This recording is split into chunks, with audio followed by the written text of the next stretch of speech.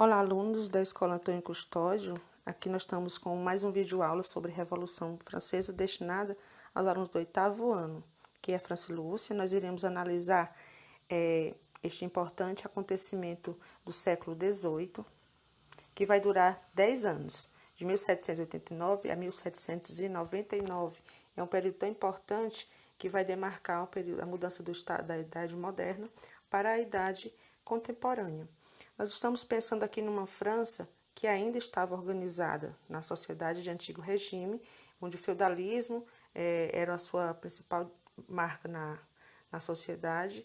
E a sociedade era dividida em ordens, primeiro, segundo e terceiro estado. O rei era a autoridade máxima, o rei era Luís XVI, com a sua esposa Maria Antonieta, onde eles eram incontestáveis no seu poderio, né? A sociedade tinha como a teoria do direito divino do rei e todas as outras camadas já estavam começando a questionar a infalibilidade ou a capacidade do rei não governar sem dividir o poder com ninguém. A sociedade, como falei, é dividida em 3 estados. O clero e a nobreza estavam no primeiro e segundo estado e gozavam de todos os privilégios, né? E o terceiro estado era a burguesia e grupos populares que faziam parte da sociedade, assim também como os sans-culottes. O clero e a nobreza, eles possuíam vários privilégios, gozavam de vários direitos políticos e mandavam e desmandavam na França. E à custa de todo o pagamento de imposto do terceiro estado, esse governo francês era sustentado, né? Sustentava a economia do governo francês com o povo. Existia dentro do terceiro estado os sans-culottes, que eram os sem-culottes, pessoas das camadas populares que, como uma forma de protesto, não usavam as calças até o joelho, usavam calças longas, e eles foram muito importantes dentro do processo revolucionário na França. Durante a década de 80, a França passou por uma forte crise em todos os sentidos, crise econômica, e principalmente baseada na dificuldade das safras ruins que estava havendo. Foram 3 safras ruins seguidas, onde até o pãozinho francês passou a ser muito caro para a maioria dos camponeses, e ainda agravada pela participação da França na Guerra dos 7 Anos, durante 1756 a 63, e a Revolução Americana, da qual a França participou ativamente. Tudo isso contribuiu para aumentar ainda mais a crise. As pessoas e os burgueses já estavam começando a questionar a vida e o poder absoluto do rei, que viviam a uma distância muito grande deles, da maioria do povo, né? E passaram a analisar o iluminismo como uma possibilidade de retirar esse antigo regime da sua sociedade. Passaram a ver que a razão e o progresso poderiam chegar se passassem a aderir às ideias iluministas. Diante dessa crise, o que o rei faz? Ele convoca várias assembleias. A primeira assembleia vai ser a Assembleia dos Notáveis, né, que eles pediam ajuda dos outros, do primeiro, segundo e terceiro estado, para poder fazer uma mudança na sociedade. Ele decide, então, cobrar mais impostos do segundo e do primeiro estado, fato que deixou o clero e a nobreza não gostando, não aprovando e não concordaram, porque estavam perdendo os seus privilégios. E diante desse impasse, passou o tempo e ele convocou, então, a Assembleia dos Estados Gerais, onde reunia todos os 3 estados que deveriam aconselhar o rei. Essa convocação foi no tanto estranha, porque já a última vez que ela tinha sido chamada há mais de 170 anos, e as pessoas já estavam assim se perguntando se realmente isso ia dar resultado, né? Surge a favor do povo um líder chamado Robespierre, que vai ser um advogado de uma oratória muito boa, que vai estar a favor e representando o terceiro estado na Assembleia dos Estados Gerais. Nessa Assembleia, o primeiro e segundo estado aconselharam a aumentar o imposto do terceiro estado, né? Mas Robespierre decide que a votação não deverá ser por estados, e sim por indivíduos. E junto, o clero e a nobreza, eles não tinham uma quantidade de deputados que conseguissem vencer o terceiro estado. E essa proposta de assembleia, de votação, não foi aceita, né? O terceiro estado passou a exigir que o voto fosse por indivíduo, mas o rei não concordou, né?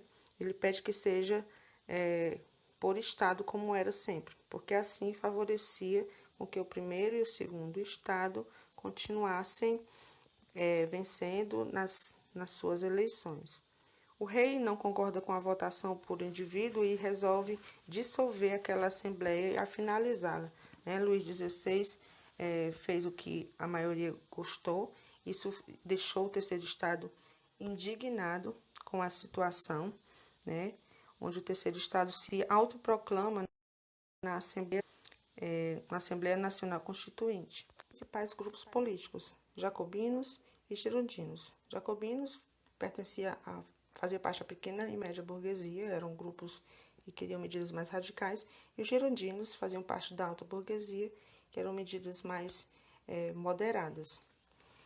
Mesmo diante do fracasso desta reunião dos Estados Gerais, estavam também acompanhando várias manifestações e revoltas da população, que entre os dias 13 e 14 de julho começaram a se manifestar nas ruas, distúrbios nos mercados, saques nos armazéns, havia um ataque nas alfândegas, e isso mobilizava muita gente revoltada e insatisfeito diante da falta de alimentos.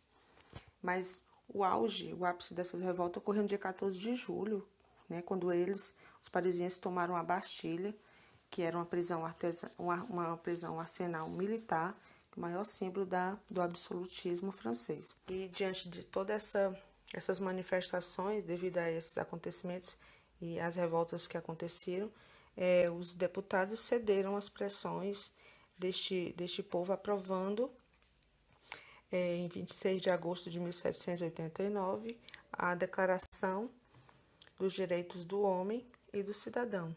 A declaração essa inspirada pelas ideias iluministas e também pela Declaração da Independência.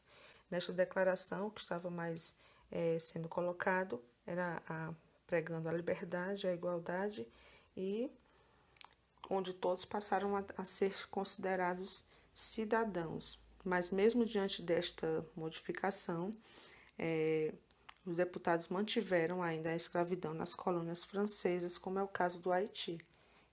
Ou seja, questiona-se que tipo de liberdade seria essa que eles estavam promovendo. Em setembro de 1791 foi promulgada a primeira Constituição Francesa, onde ela passava a ser monarquia constituinte, né?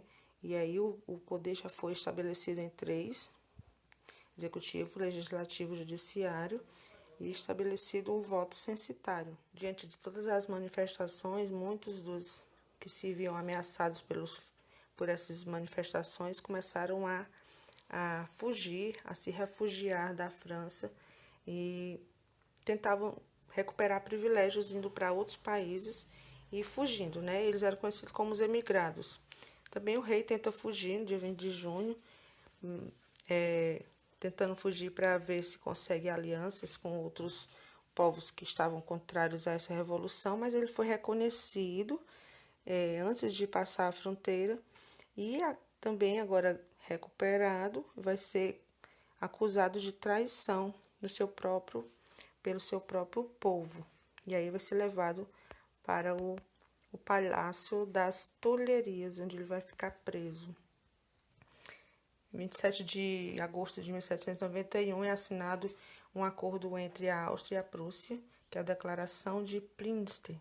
Essa declaração visava invadir a França para defender a monarquia francesa.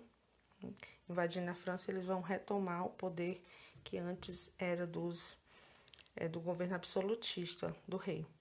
Diante da situação, os líderes jacobinos, Robespierre, Danton e Marat, eles vão convocar a população para lutar contra esses invasores e vão formar o Exército Popular, também conhecido como Comuna Insurrecional de Paris. E esta comuna vai vencer várias batalhas, vai vencer os prussianos e os austríacos numa batalha que ficou conhecida como Batalha de Valmy, né? E após essa vitória, uma nova assembleia foi formada e agora não mais monarquia constitucional, agora vai passar a ser chamada de Convenção Nacional, onde vai ser declarado o fim da monarquia e aí a França vai ser conquistada a primeira República Francesa.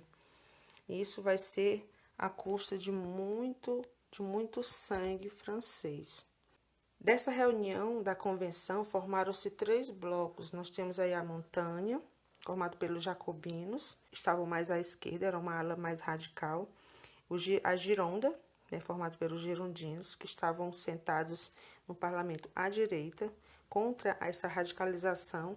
E no centro estava a planície, como o nome já diz, eles eram mais moderados. Ora ele apoiava as atitudes dos girondinos, ora apoiava os jacobinos. Em 21 de janeiro de 1793, o rei vai ser guilhotinado, né? 9 meses depois vai ser a sua esposa. E isso por conta da acusação de ter sido traidor da própria França, do seu próprio país. Depois desses fatos, vários países começaram a se unir, defendendo o antigo regime, como a Espanha, a Áustria, a Prússia, os Países Baixos, a Inglaterra, todos eles visavam impedir que esta revolução passasse para outros lugares e formaram uma coligação para derrotar a França, impedir que esses ideais chegassem e invadissem os seus territórios, né? Então, a convenção, diante dessa situação desses opressores que estavam querendo acabar com a revolução, criou em 1793 o Comitê da Salvação Pública, com a responsabilidade de defender a segurança interna do país. Também criou o Comitê da Salvação Nacional e o Tribunal Revolucionário. E esse Tribunal Revolucionário visava também punir aquelas pessoas e julgar aquelas pessoas que fossem tidos como criminosos, que estivessem contra a Revolução. Nessa situação toda, os girondinos perderam a influência, porque estavam querendo barrar uma revolução, que estavam lutando pela liberdade, por uma república, e os jacobinos estavam sendo mais bem vistos pela burguesia e pelo povo, porque estavam querendo libertar o povo da opressão deste governo centralizador. Então, naquele momento, ele estava tendo mais influência. E em junho de 1793, com o apoio de Santos Culotte, eles assumem essa convenção nacional, passando agora a ter o nome de Convenção Montanhesa, que vai de 1793 a 1794. Em 24 de junho de 1793, os jacobinos, diante dessa nova postura agora, como líderes, vão criar essa nova Constituição. Algumas medidas iluministas vão ser tomadas, né? Eles elaboram essa Constituição, eles vão criar a lei do preço máximo, igualando os preços, melhorando para que todos possam ter acesso à compra de produtos, o ensino público gratuito, confiscou os bens dos nobres e entregou para camponeses, e também, finalmente, teve o fim da escravidão nas colônias francesas, né?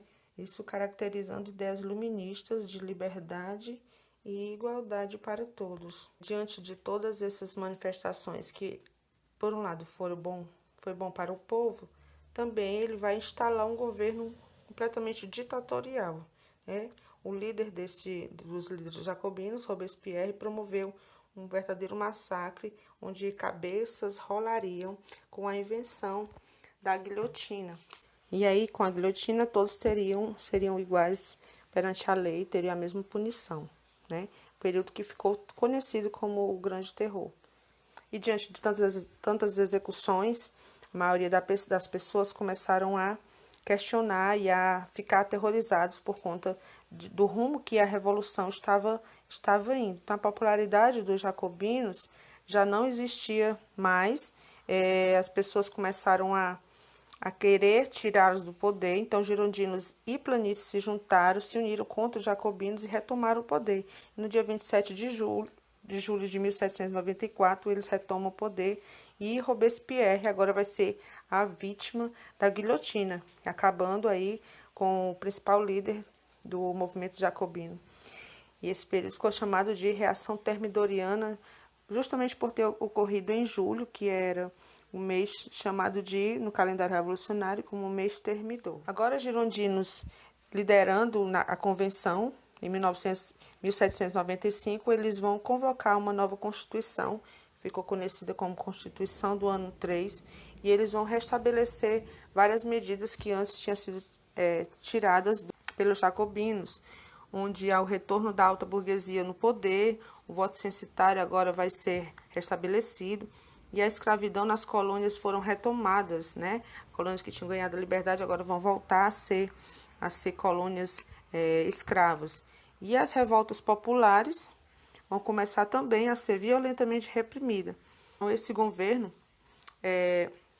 diante dessa Constituição, estabeleceu uma nova diretriz. O poder agora do executivo vai estar a critério na liderança do diretório, que é composto por 5 deputados. E esses 5 deputados vão ter que governar durante 5 anos. Mesmo durante esse período do diretório, eles não vão conseguir imediatamente retomar a França ao caos em que ela estava vivendo. Vai ocorrer um fato que vai ficar conhecido como o golpe do 18 de Brumário, onde eles vão estar vendo uma luz no fim do túnel para resolver os problemas da França. Existe um general que está famoso em suas vitórias por fora da França, que é chamado de Napoleão Bonaparte. Ele se destacou em várias batalhas em poucos anos e tornou-se um general. Tirar esses jacobinos da frente do movimento e vão ver dentro do Napoleão Bonaparte a pessoa responsável para tirar a França deste caos. No dia 18 de Brumário, né, que vai ser o ano do calendário da Revolução Francesa, que é o mesmo 9 de novembro do calendário gregoriano, ele vai tomar o poder e conter todas as revoltas internas. Napoleão Bonaparte ele vai ser um novo capítulo, um homem também muito famoso que nós teremos a oportunidade de ver nas próximas aulas. Então, os girondinos necessitavam desse homem forte, né? Viam como alternativa colocar Napoleão no poder. Então, o golpe 18 de Brumário ele vai eliminar o diretório e instalar uma nova forma de governo que vai ser chamada de consulado, onde 3 cônsules vão estar liderando e o poder máximo desses 3 vai ser na pessoa de Napoleão Bonaparte. Bem, nós vimos aí uma revolução bem longa, 10 anos, muitos fatos aconteceram. Agora a gente vai pensar numa atividade para vocês elaborarem, pensarem, né? Nós temos aqui 2 sugestões para que vocês possam estar pensando da importância desta revolução para a história da sociedade como um todo. Temos aqui um filme, Maria Antonieta, como a primeira sugestão. Ele é legendado, você vai precisar estar com muita atenção. Ela como uma das mulheres mais ambiciosas e gananciosas, vaidosas da época, que não se importava com o poderio, com a maldade que estava acontecendo do povo na miséria. Ela queria ostentar seu luxo. Vocês vão ver todo esse documentário na vida dela. Ou então vocês poderiam também buscar no YouTube o documentário da Revolução Francesa. Esse eu recomendo mais porque ele é comentado, não é legendado. E a gente consegue visualizar bem direitinho todo esse processo que foi a Revolução Francesa, que ele vai estar em parte 1 e parte 2. Depois que vocês assistirem ou a Revolução Francesa em forma de documentário, ou o filme da Maria Antonieta, que é legendado, vocês vão fazer uma síntese, né? Qual é a repercussão da Revolução Francesa para as sociedades atuais, como aqueles 3 lemas que foram os ideais do iluminismo puderam chegar até nós e como eles foram valorizados, né? Que é a liberdade, a igualdade e a fraternidade. E aí vocês também vão pesquisar sobre a vida de 3 dos principais líderes jacobinos. Aqui você tem o Maximilien Robespierre, nós temos aqui o Danton, que também foi um brilhante advogado, defendeu o fim da monarquia. E temos aqui o Marat, médico e escritor, que foi um dos líderes jacobinos da Revolução, assassinado por uma mulher, né, que era do grupo do contrário, que era dos girondinos. Então, vocês têm 3 personalidades para vocês investigar. Então, obrigado pela atenção de vocês. Qualquer dúvida, vocês podem estar voltando o vídeo, retomando, ou até me procurando no privado para que a gente possa tirar essas dúvidas. Bom, até o próximo. Tchau.